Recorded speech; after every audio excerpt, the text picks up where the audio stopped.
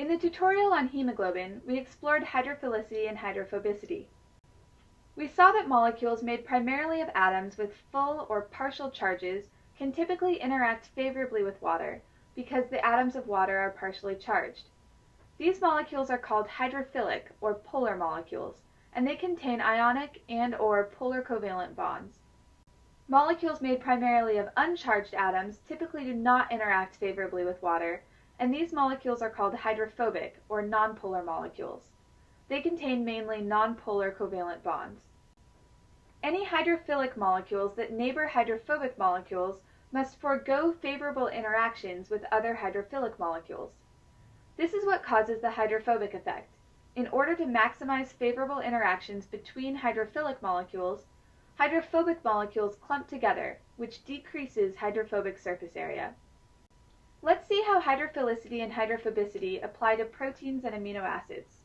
Proteins are polymers made up of amino acids, which are the monomers. Amino acids are like pearls on a string, and the protein is the necklace. Here's the basic structure of an amino acid. This group of atoms is called an amino group, and this group of atoms is a carboxylic acid group.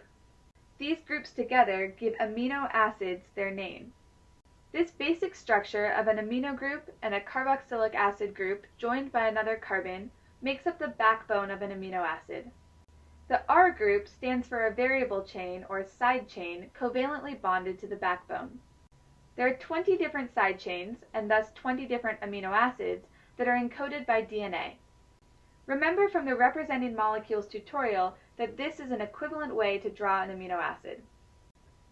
Because all amino acids have the same backbone, we classify them based on their R groups to highlight the differences between them. Here are the 20 amino acids. These top ones are the hydrophobic or nonpolar amino acids. Despite the fact that the backbone contains partially charged atoms, amino acids with hydrophobic or nonpolar side chains are considered hydrophobic amino acids.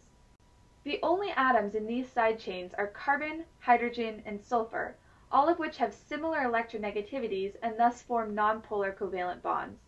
As a result, the atoms in the side chain are uncharged. Here are the hydrophilic amino acids.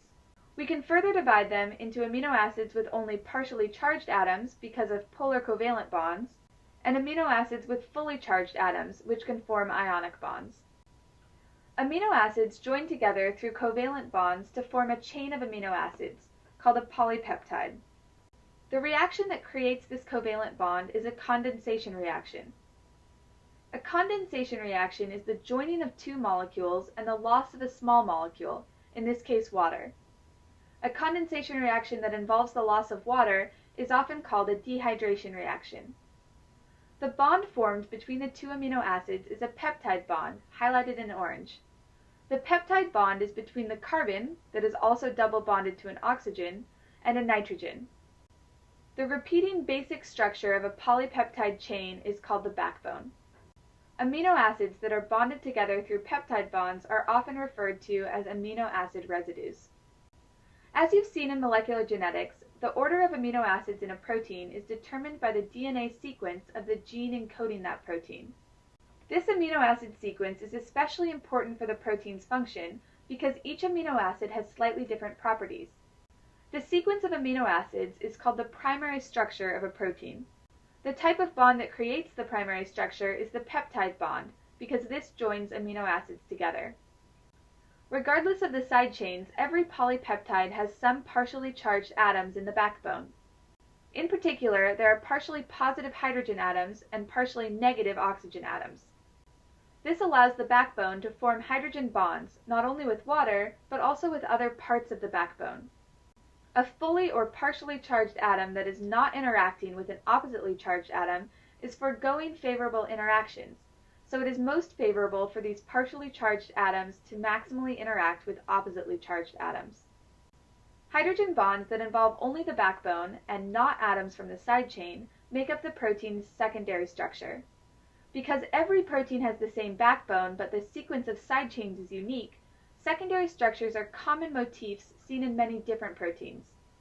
The two major formations that fall in the category of secondary structure are alpha helices and beta sheets. An alpha helix involves a series of hydrogen bonds within one polypeptide strand. The backbone, which is highlighted in blue, coils around to allow hydrogen bonding between amino acids of the same strand.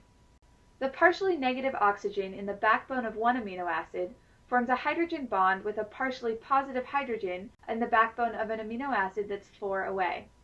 I've outlined the amino acids to show amino acids 1, 2, 3, 4, 5, and 6, and you can see that there's a hydrogen bond between amino acids 2 and 6. There's also a hydrogen bond between 1 and 5, 3 and 7, and so on. This is one way to maximize favorable interactions between partially charged atoms of the backbone. Alpha helices also bring together side chains from non-neighboring amino acids.